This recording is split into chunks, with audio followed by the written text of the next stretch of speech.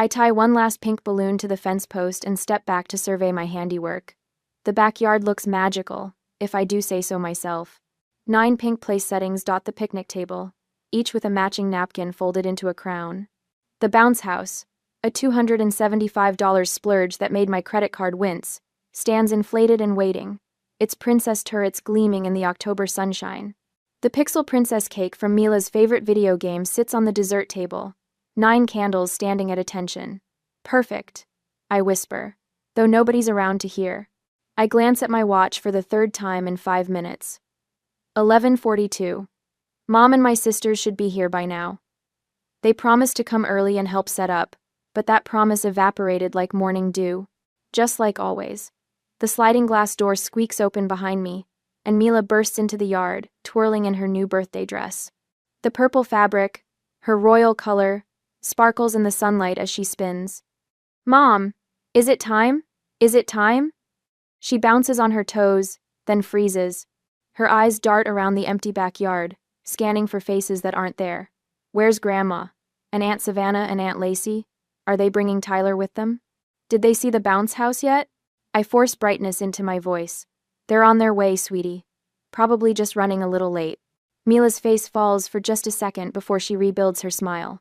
Okay, I'm gonna watch for them from the front window. Cried. She dashes back inside, and I bite the inside of my cheek until I taste copper. I should have known better than to believe they'd show up on time. Or at all. The doorbell chimes, and I hear Mila's excited shriek from inside. I hurry around the house just in time to see my daughter's face collapse as she opens the door to find only Aunt Carol standing there, a wrapped present tucked under her arm. Happy birthday, sweet pea, Carol says, stooping to hug Mila. My daughter hugs her back but peers around Carol's shoulder, searching the empty driveway. Is Grandma coming with you? Carol straightens, her eyes meeting mine over Mila's head. Something like anger flashes across her face before she smiles down at my daughter. I came on my own today, honey. But look what I brought you. She hands Mila the gift, beautifully wrapped with a bow that must have taken 20 minutes to perfect. That's Aunt Carol for you. Always thinking about the details. Thank you, Mila says, her voice smaller now. She clutches the package to her chest and looks back at me. Mom, can I put this with the other presents? Of course, baby. The party's already out back. As Mila disappears into the kitchen, Carol steps inside and closes the door. Eleanor and the girls aren't coming, are they? She asks, not bothering to whisper. My phone buzzes in my pocket before I can answer. I pull it out, already knowing what I'll see. Don't be dramatic. It's just a kid's party. We'll make it up to her at Christmas. My mother's words burn on the screen. Just a kid's party. Just my kid's party. I'm guessing that's your answer, Carol says, watching my face harden. She squeezes my arm. I'm sorry, Maya. The doorbell rings again, saving me from having to respond. Parents start dropping off classmates, 8 little girls in party dresses, bearing gift bags and birthday cards. My neighbor from across the street arrives with folding chairs and a cooler of juice boxes. 2 doors down, Mrs. Wilson brings an extra tray of finger sandwiches and a sympathetic smile. For the next hour, I move through the party like I'm underwater, taking pictures, serving cake, supervising the bounce house. Through it all, Mila keeps looking toward the gate, her eyes lighting up every time it opens, then dimming when another classmate arrives instead of her grandmother. When are Grandma and Aunt Savannah and Aunt Lacey and Tyler coming?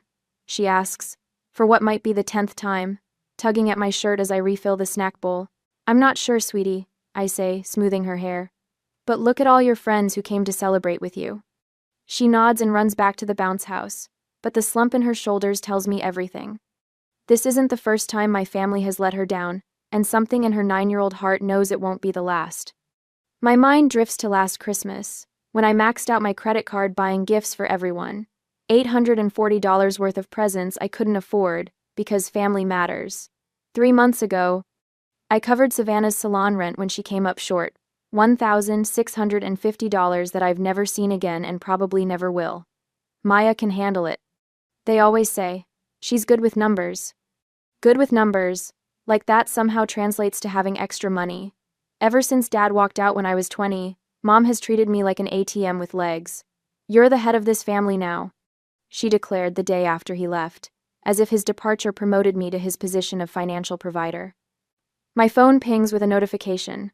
I glance down and my stomach curdles. Savannah has posted on Instagram a photo of her, Mom, Lacey, and Tyler raising mimosa glasses at some fancy brunch spot downtown. The caption reads, "Family first." Family first. Right. Mom? Mom. Mila's voice breaks through my thoughts. She's standing by the present table, surrounded by her friends, ready to open gifts. I tuck my phone away and plaster on a smile. "Coming, birthday girl?" The girls cluster around as Mila tears into her presents. She thanks each friend with genuine delight, but when all the gifts are opened, she looks up at me, her voice trembling slightly. "Did Grandma forget my birthday?" The question stabs straight through my chest. I open my mouth, searching for words that won't come, when Aunt Carol steps in. "Your grandma has a terrible memory sometimes," she says, winking at Mila. "But that just means you might get a surprise another day." Mila brightens a little at this possibility, and the moment passes as the girls rush back to the bounce house for one last jump before their parents arrive. Carol squeezes my hand. "This isn't right, honey." I nod, not trusting myself to speak. When the last classmate has gone home, I retreat to the kitchen with a stack of plates, letting silent tears fall as I wash each one. Through the window, I can see Aunt Carol helping Mila test out her new sidewalk chalk, their heads bent together over a rainbow taking shape on the driveway. My phone buzzes again. Another text from Mom. "Need $350 for a family emergency. Can you transfer it today?" The plate in my hands cracks as I grip it too tightly. I stare at the message. At the timestamp, 3:48 p.m., right in the middle of the party she couldn't be bothered to attend. Something inside me breaks too. A dam I've been patching for years. I set down the broken pieces, dry my hands, and stare at the message a moment longer. The time for tears is over. A week later, my phone buzzes against the kitchen counter while I'm making Mila's lunch. A peanut butter sandwich cut into triangles, apple slices arranged in a smile, and a note with a little heart. Small gestures to show her she matters. The phone buzzes again, and again. The family group chat. I wipe my hands on a dish towel and pick it up, my stomach already tightening. 1 week since Mila's birthday disaster, and I've barely heard a word from any of them. The screen lights up with my mother's message. Exciting news. Savannah's Sweet 16 venue is confirmed. $1,850 per guest with Maya covering Grandma's share since she's on fixed income. Details attached. I nearly dropped my phone. Sweet 16? Savannah is 26 years old. Mom means sweet 26. Lacey clarifies in the next message. Theme is second chance at Sweet 16, since her real one was at the VFW hall. My fingers tremble as I open the attached PDF. There, printed in glossy color, is a sponsorship page with my LinkedIn profile picture prominently displayed under Platinum Sponsor, Maya Allen. What the? I bite back the word, aware of Mila's small footsteps padding down the hall. Another text arrives from Lacey. "Maya, you're the accountant. Just handle the deposit. Deadline this weekend." Not a request, a command. "Mom?" Mila appears in the doorway, Lego piece in hand. "Can you help me with this spaceship?" "In a minute, sweetheart." My voice sounds strange, distant even to my own ears. I watch her shuffle back to her room, shoulders slumped in that way that's becoming too familiar. Just like at her birthday party. Just like every time my family makes promises they never keep. After Mila's door clicks shut, I sit at the kitchen table and open my banking app. The balance stares back at me. $4,213.47. Every penny earmarked for Mila's braces next month. On the counter sits the stack of medical bills from when she broke her arm 2 years ago. Insurance covered most of it, but the $1,200 deductible had cleaned out my emergency fund. I'd sold Grandma Rose's silver ring, the only heirloom I owned, to cover the emergency room visit. Grandma Rose, who taught me to balance a checkbook when I was 10, who'd be horrified to see how her daughter treats her granddaughter. My budget spreadsheet is open on my laptop, color-coded, precise to the penny. Rent, $1,025. Utilities, $187.32. Groceries, $420. Car payment, $315.76. After school care, $240. The margins are thin, but we make it work. Our small 2-bedroom isn't much, but I've made it a home. Clean, cared for, safe. I scroll through old Venmo requests from my family. Last month, $650 for Savannah's salon. Emergency. Month before, $420 for mother's new patio furniture. Christmas. $840 for family gifts. None repaid. None even acknowledged beyond a quick, "Thanks, sis," text. My mother, Eleanor, has perfected the art of financial manipulation. She wields guilt like a credit card with no limit.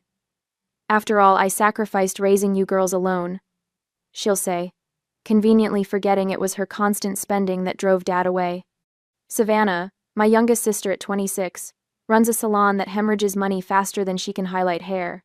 Every crisis is an emergency, requiring immediate funds. Every loan is just until next month, but somehow next month never comes. Then there's Lacey, 24, opportunistic and drowning in credit card debt from online shopping sprees she can't afford. Somehow her financial problems always become my financial solutions. The doorbell rings, startling me out of my thoughts. "I've got it," Mila calls, running to answer before I can stop her. I hear Aunt Carol's warm voice in the entryway. "Hello, sunshine. Is your mom home?" Carol steps into the kitchen, arms loaded with a casserole dish. Her eyes narrow at my expression. "What happened?" she asks, setting down the food. I wordlessly turn my phone toward her. She reads the message, her mouth tightening into a thin line. "They've got some nerve," she mutters, sinking into a chair beside me. "After missing her birthday." No. They had brunch instead," I say flatly. "I saw the Instagram post." Carol reaches across the table and squeezes my hand.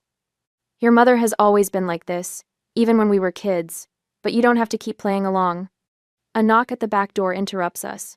Mrs. Wilson, my 1-year-old neighbor, waves through the window.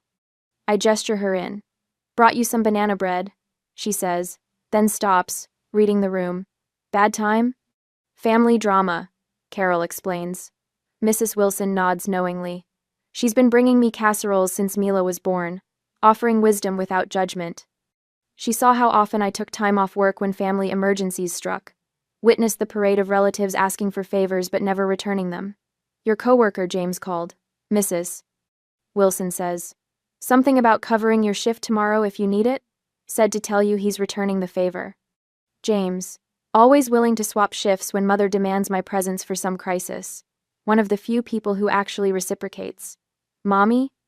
Mila stands in the doorway, clutching a piece of paper. "Can I hang this on the fridge?" It's a school drawing labeled, "My Family." Just 2 stick figures holding hands, me and her. My throat tightens as I take the picture. "Of course, baby." While I'm finding a magnet, I notice the stack of thank you cards on the counter, handwritten by Mila herself for each friend who came to her birthday, each one decorated with careful crayon stars. That night, after tucking Mila in, I pass her room and hear her small voice. "God, please make Grandma like me more." Something in me shatters. Back at my laptop, I find an email I wasn't meant to see forwarded inadvertently by the hotel. The contract for Savannah's Sweet 16 was signed 3 weeks ago, before Mila's birthday. They'd known all along they wouldn't be coming. I open a folder on my desktop and create a spreadsheet. Every Venmo request for the past 3 years. The total makes me dizzy. $23,470. My calendar shows 14 vacation days taken for family events, hospital visits when Savannah had minor surgery, helping mother redecorate, driving Lacey to job interviews she never showed up for, 0 days when any of them watched Mila while I worked overtime. I open Facebook. Mother has posted a family photo with the caption, "So blessed with my girls." The picture has been cropped.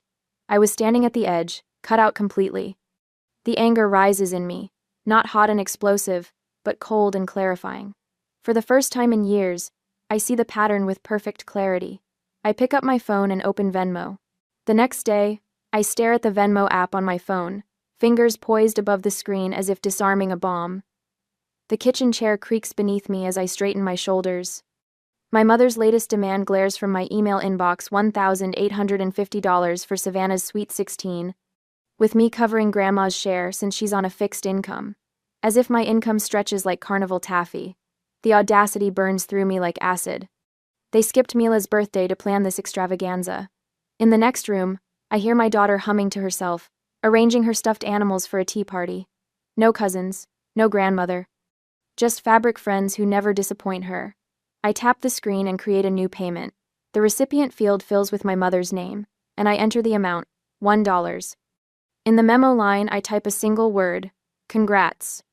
My thumb hovers over the blue payment button. One press, and everything changes. I think of Mila's face at her party, watching the gate, waiting for family who never arrived. I press send. The confirmation appears instantly. I take a screenshot and save it to a new folder on my phone labeled Boundaries. My lungs expand fully for what feels like the first time in years.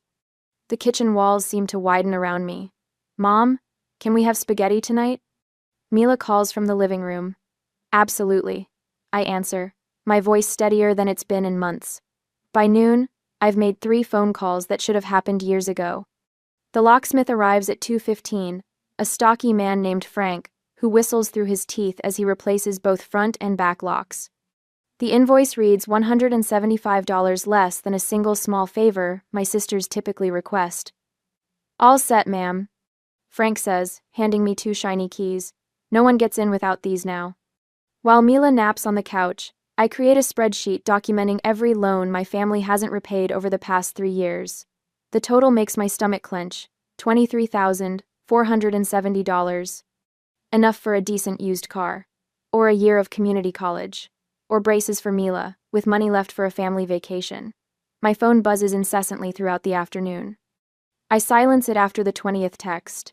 Instead, I draft an email to the hotel, hosting Savannah's event, attaching screenshots of correspondence proving I never authorized using my name or business credentials as a platinum sponsor. The hotel manager responds within an hour, apologizing for the confusion, and confirming my name will be removed immediately.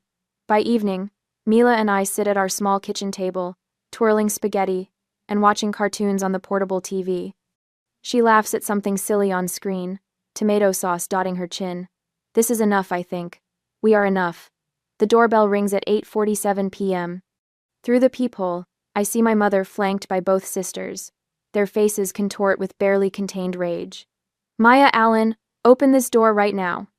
My mother's voice carries easily through the wood. I step back as the pounding begins. The new deadbolt holds firm. Is that Grandma?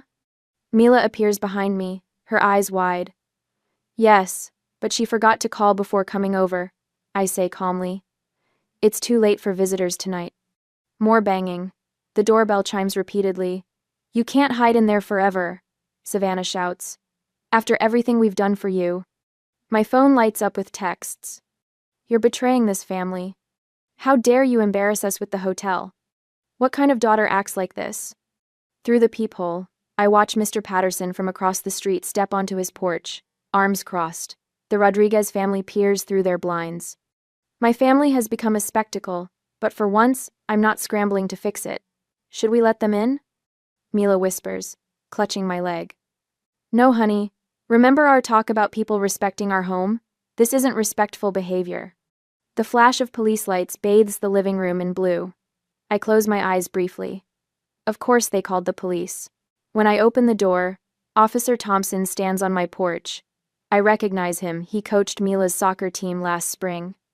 Evening, Miss Allen, he says, his expression professional but kind. We received a call about a family dispute, something about threats, and a family heirloom being withheld. Behind him, my mother puffs up like a peacock. She's refusing to return property that belongs to our family, she announces, and she's sent threatening messages. I feel Mila's small hands gripping the back of my sweater as she hides behind my legs, her stuffed rabbit clutched to her chest. May I come in for a moment? Officer Thompson asks quietly. At my kitchen table, I show him everything. The texts, the emails, the receipts, the screenshot of my $1 Venmo payment. I've been financially supporting them for years without repayment. I explain. I changed my locks today because I'm establishing boundaries. There are no heirlooms, no threats.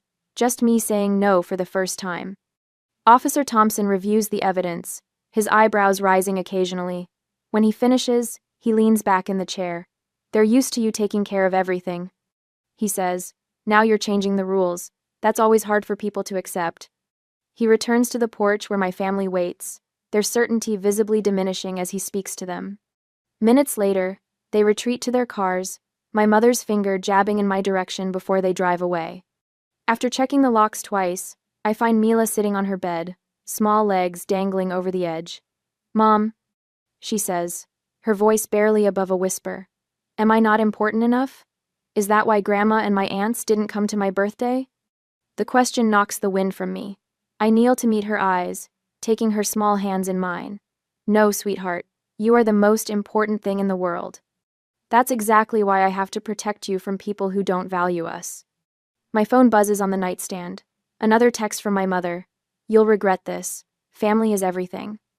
I delete it without responding and tuck Mila into bed, pulling her comforter up to her chin. "It's just us two," I tell her, smiling genuinely for the first time in days, and that's plenty. After she falls asleep, I check my phone one last time. A text from Aunt Carol appears. "You did the right thing. They're furious, but truth is on your side."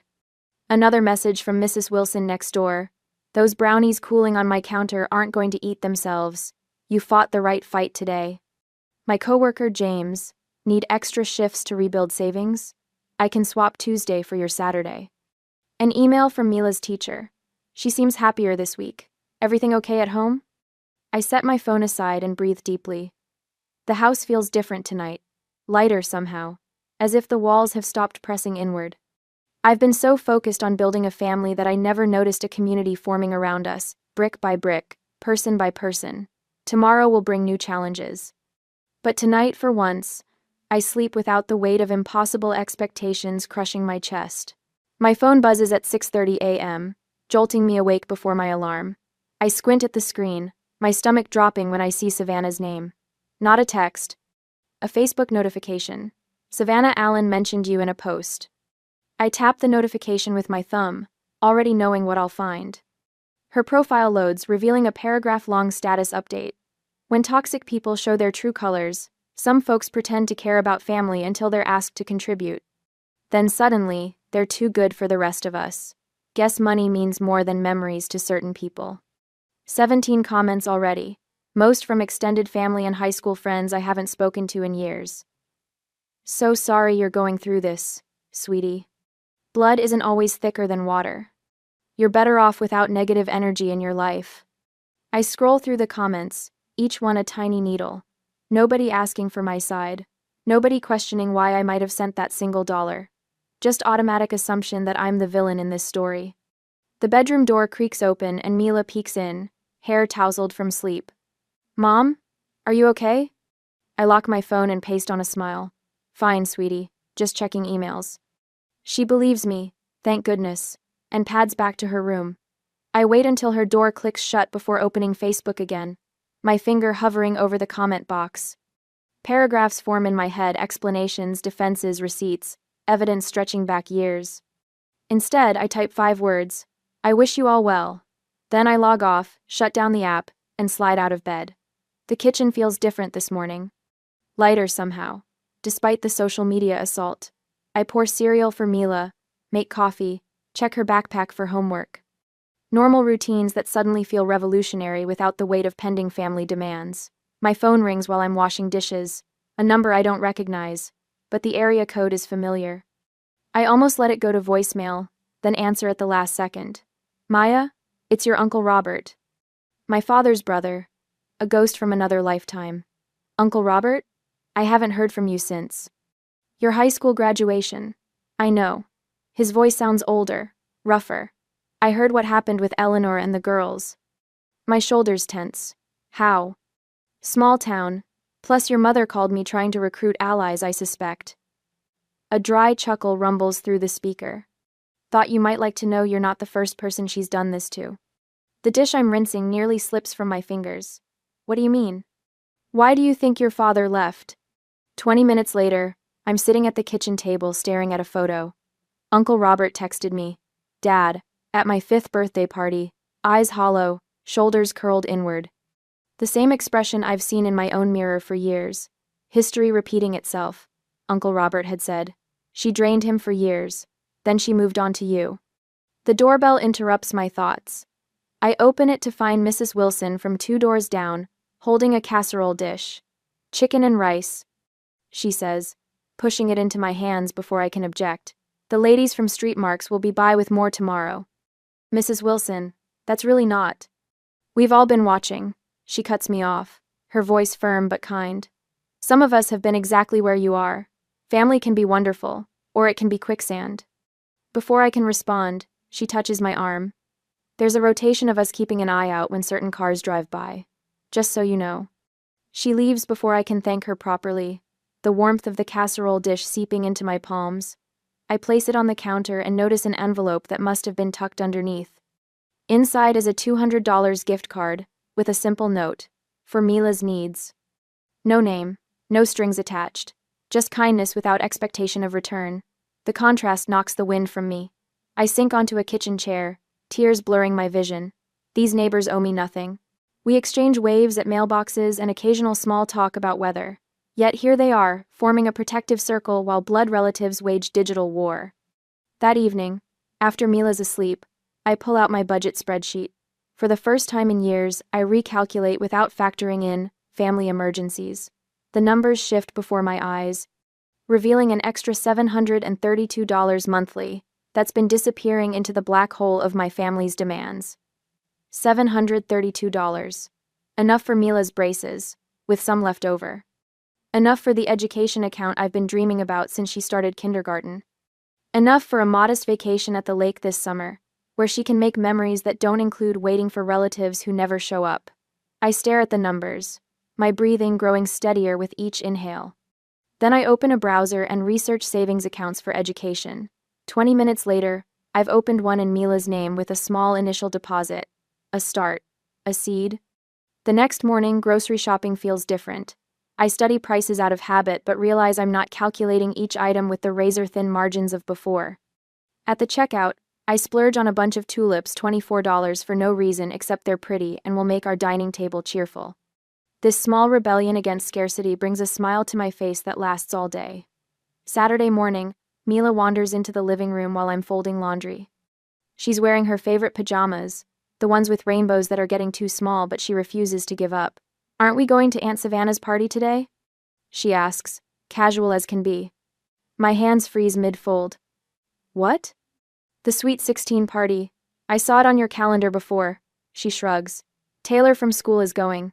Her mom is friends with Grandma. The familiar guilt surges through me, bitter as copper. Should I reconsider? Am I being too harsh? The questions cycle through my head, old programming trying to reassert control. Then Mila adds, I don't really want to go anyway. Those parties are boring. You have to wear itchy clothes and smile all the time. Decision made. How about we go to the park instead? The basketball courts should be empty this early. Her face lights up. Can we get ice cream after? Absolutely. Hours later, we're sitting in a booth at Dairy Dream, sharing a $7 sundae. Chocolate fudge drips down Mila's chin as she giggles about beating me at horse. Her happiness is unfettered, genuine in a way I rarely saw at family gatherings, where she walked on eggshells, desperate for attention that never came. A woman at the next table smiles at us. Would you like me to take your picture? I hesitate, then hand her my phone. She captures us mid-laugh, ice cream and all, our faces pressed together. When she returns the phone, I study the photo, messy, imperfect, radiantly happy.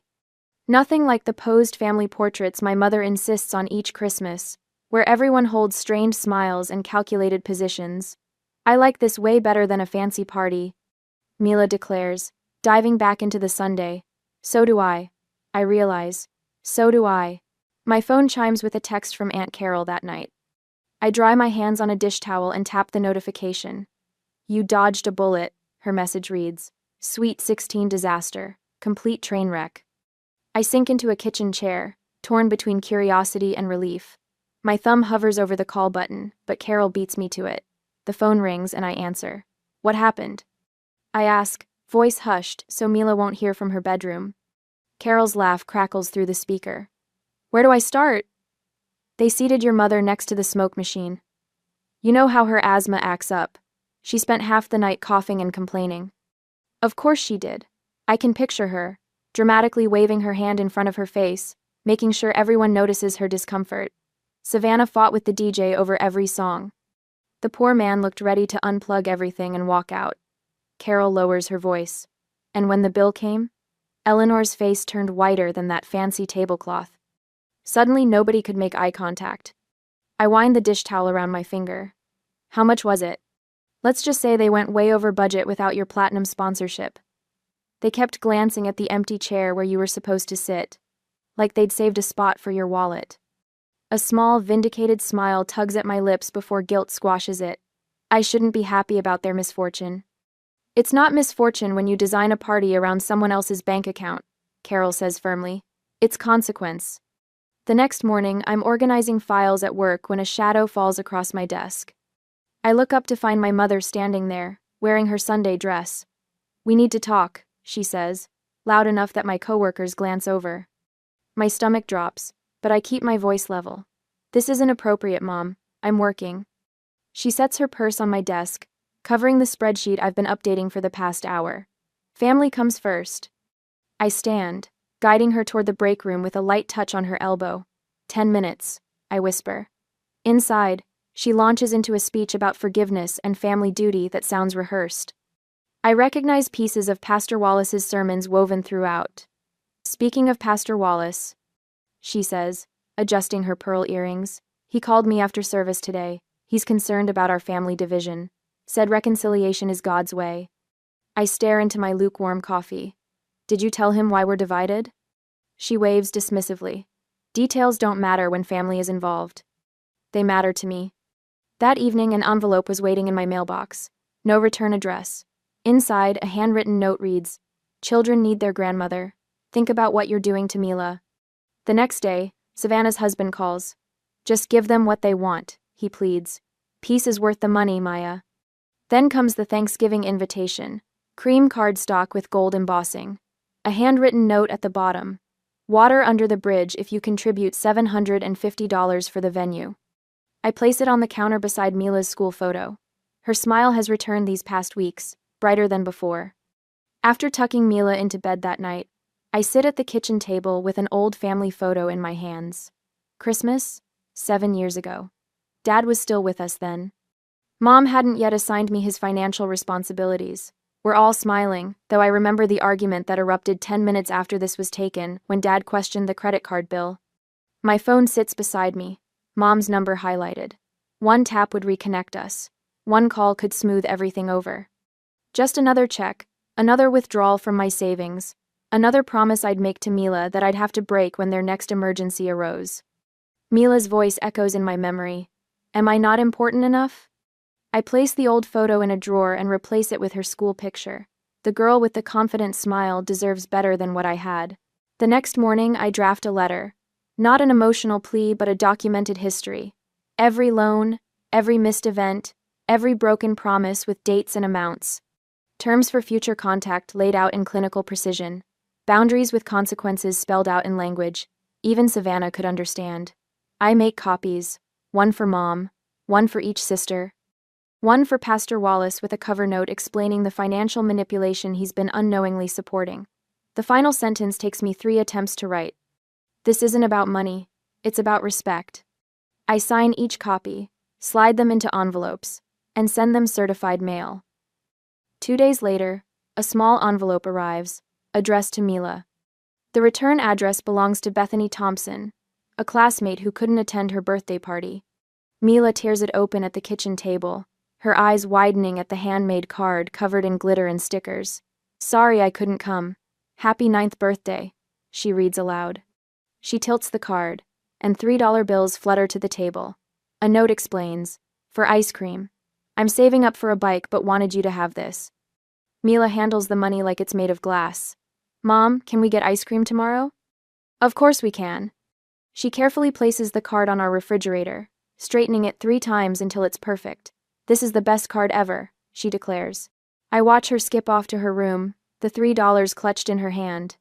$3 from a child saving for a bike, worth more than all the hollow promises my family ever made. The phone rings that evening. Grandma's number. I almost let it go to voicemail but answer on the final ring. Maya, you need to fix things, she says without greeting. Your mother and sisters are fighting constantly since that letter arrived. About what? Money? What else? Your mother says Savannah pushed too hard with that Sweet 16 business. Savannah says Lacey promised you'd cover more than your share. They're all blaming each other for driving you away. I close my eyes, familiar pressure building behind my temples. For a moment, I'm tempted to step in, to mediate as I've always done. Instead, I take a deep breath. I'm not responsible for fixing adult relationships. But you've always been the sensible one. Grandma insists. Yes, I say, watching Mila through her bedroom doorway as she arranges her stuffed animals for a tea party. That's why I'm making a different choice now. I balance on a wobbly stepladder, roller in hand, as soft yellow paint transforms our living room wall. 2 months since I sent that $1 Venmo payment, and the world hasn't ended. In fact, it's gotten brighter literally. Mom, you missed a spot. Mila points with her brush to a patch near the ceiling. Her purple t-shirt bears splatter marks like tiny yellow stars. Got it, Eagle Eyes. I stretch higher, rolling paint over the stubborn white square. What do you think? Better than the old beige? Way better, Mila says, attacking the baseboards with the focus of a surgeon. It's like sunshine inside. The front door opens, and James from work pokes his head in, carrying a bookshelf under one arm like it weighs nothing. Special delivery, he announces. Where do you ladies want this? By the window, I say, climbing down. You didn't have to build it yourself. James shrugs. What else would I do with my weekends? Watch golf? His laughter fills our small house, a sound that once would have made me tense, expecting my mother's judgment about male visitors. Now I just smile, and help him position the oak shelves where afternoon light will hit them. Later, Mila arranges her books by color while I stand back, admiring our handiwork. The calendar on the fridge catches my eye. Movie night, written in Mila's crooked handwriting for Friday. Park day for Sunday. No family obligations. No emergency loans. The tension I carried in my shoulders for years has melted away, leaving room to breathe. Mrs. Wilson called. Mila says, carefully placing her Harry Potter collection on the middle shelf. She wants to know if I can come over tomorrow for knitting lessons. Do you want to go? Mila nods, her eyes bright. She says I have natural talent. Then absolutely. I tuck a strand of hair behind her ear, leaving a smudge of yellow paint on her cheek. Sorry about that. She giggles, deliberately touching my nose with her paintbrush. Now we match. 2 weeks later, Mila stands in front of her third-grade class, holding a poster board titled, My Hero. Her teacher, Mrs. Langston, emailed me about the project, but I wasn't prepared for the lump in my throat when Mila unveils her work. 2 stick figures hold hands against a crayon sunset. Above them, careful letters spell out, My mom taught me that love doesn't hurt. That evening, a note arrives from Mrs. Langston. Mila seems so much more confident these days. Whatever you're doing, keep it up. I place the note on our refrigerator with a magnet shaped like a sunflower, right next to Mila's drawing. Christmas cards arrive, including one with my mother's handwriting. Inside, guilt drips from every line. Families should be together during the holidays. We've all made mistakes. Savannah's text arrives next. I miss my niece. Tyler asks about her. Then Lacey emails about a family healing retreat in Arizona. The price tag, $2,300 per person, makes me snort coffee through my nose. I read each message twice, waiting for the familiar twist of shame and obligation in my gut. Nothing comes. Just calm clarity as I type a single response to all 3. We've moved forward. I wish you well. Our Christmas tree stands 4 feet tall in the corner, adorned with popcorn strings and ornaments Mila crafted at school. The presents beneath it aren't expensive, a new sketchbook, colored pencils, a telescope found at a garage sale, but they're wrapped with care, each tag written in my best handwriting. Mrs. Wilson brings apple cider. James arrives with a casserole that's more cheese than vegetable. Aunt Carol drives 3 hours to join us, bearing homemade cookies and genuine hugs. I brought something else, Carol says, handing me a leather-bound album. The first page reads, Our family of 2 in her elegant script. It's beautiful. I whisper, touching the embossed cover. Room to grow, she replies, nodding toward our guests laughing in the kitchen. January finds me joining a support group for single parents at the community center. February has me volunteering at Mila's school once a month. Uncle Robert, Dad's brother, sends occasional postcards with encouraging notes from his travels. We're building something new, brick by careful brick. As another October approaches, bringing Mila's 10th birthday, I plan a simple celebration. A picnic in the park, a homemade cake, friends who actually show up. The mail brings a card from my mother containing a crisp $50 bill with no strings attached. No demands, no guilt, just, "Happy birthday, granddaughter," signed in shaky script. I consider returning it, then slide it into Mila's birthday fund instead. Boundaries don't mean cutting people off entirely, they mean controlling the terms of engagement.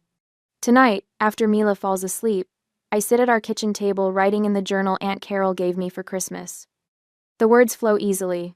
Real family isn't defined by blood, but by the people who show up when it matters. I glance up at our wall, where a new photo hangs in a simple frame, Mila and me, flanked by Aunt Carol, Mrs. Wilson, James, and Uncle Robert, at the park last weekend. Below it, a small wooden plaque reads, "Our family." The house is quiet except for Mila's peaceful breathing from the next room.